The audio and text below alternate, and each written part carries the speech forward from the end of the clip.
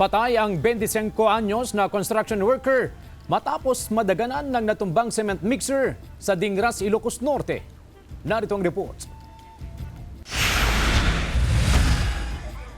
Patay ang 25 anyos na construction worker matapos madaganan ng natumbang mixer truck sa barangay Lumbad, Dingras, Ilocos Norte hapon noong Martes. Magbubuhos sana ng semento ang mixer truck nang aksidenteng matumba at nahulog sa ginagawang dike kung saan naroon ang biktima na naglalagay ng bakal. Sugatan din ang driver ng mixer truck. Ayon sa pulisya, nangako ang may-ari ng kumpanya na tutulong sa pamilya ng nasawing biktima at sa driver ng mixer truck.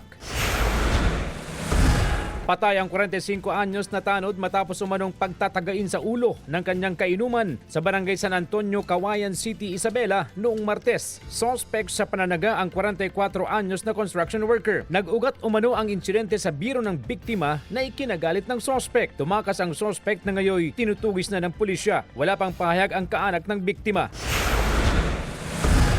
Sa Kawayan City pa rin, isang bangkay ng hindi pa nakikilalang babae ang natagpuan ng mangingisda sa ilalim ng Buduan Gapal Bridge sa barangay Gapal umaga noong Miyerkules. Tinatayang nasa 40 anyos ang babae, nakasuot ng itim na sweatshirt at maong na pantalon. Iniimbestigahan ng pulisya kung ano ang ikinamatay ng babae.